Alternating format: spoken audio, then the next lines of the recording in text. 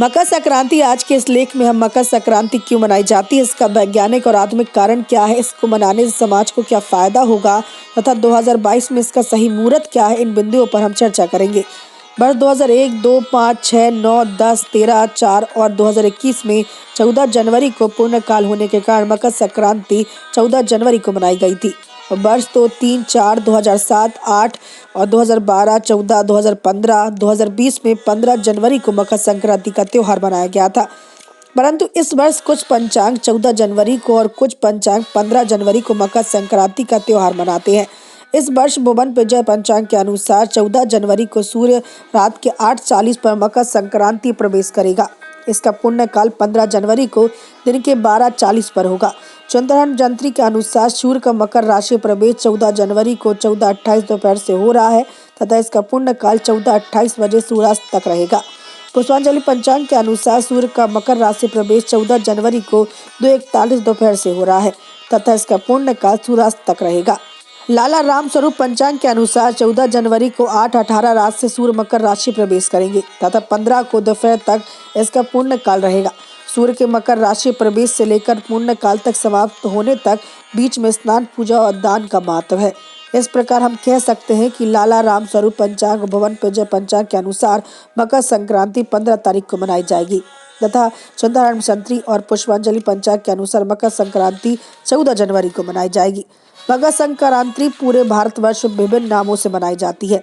उत्तरी भारत में मकर संक्रांति कहते हैं, तमिलनाडु में से पोंगल तिरुनाल कहते हैं, गुजरात में उत्तरायण कहते हैं, जम्मू में से उत्तरायण कहते हैं, कश्मीर घाटी में शिशिर संक्रांत कहते हैं, हिमाचल प्रदेश और पंजाब में से माघी कहते हैं, असम में से बिहू कहा जाता है, पूर्वी उत्तर प्रदेश में से खिचड़ी का त्योहार कहते हैं, बांग्लादेश में पौष संक्रांति, नेपाल में खिचड़ी संक्रांति, थाईलैंड में सोंगक्रांत, लाओस और श्रीलंका में पोंगल कहते हैं।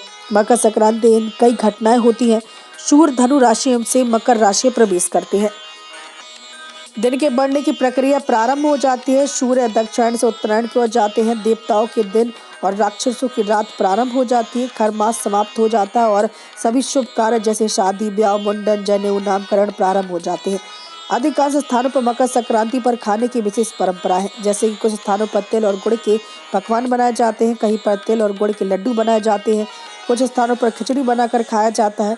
जाड़े के दिनों में शरीर को अतिरिक्त ऊर्जा की आवश्यकता होती है। गुड़ और तिल में गर्मी की मात्रा ज़्यादा होती है, अतः मकर संक्रांति को गुड़ और तिल का खाना आवश्यक बताया गया है।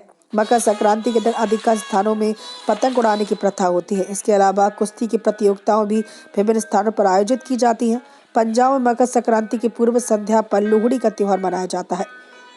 मकर संक्रांति के एक दिन पहले जब सूरज ढल जाता है तब बड़े बड़े अलाव जलाए जाते हैं। लोग सज धज कर अलाव के पास पहुंचते हैं, बड़वा नृत्य करते हैं और अग्नि में मेवा, तेल, गजक, आज आदि का हवन करते हैं तथा प्रसाद वितरण होता है। मकर संक्रांति पर नदियों के किनारे बड़े बड़े मेले लगते हैं, जैसे कि इलाहाबाद प्रयाग में लगने वाला माघ मेला, बंगाल में लगने वाला गंगा सागर मेला। मध्य प्रदेश में मकर संक्रांति के दिन नर्मदा जी के तट पर कई स्थानों पर मेले लगते हैं, जैसे कि जबलपुर, भरबान आदि। इन नदियों में स्नान के उपरांत लोग तिल, गुड़, खिचड़ी, फल एवं राशि अपनी शक्ति के अनुसार दान करते हैं।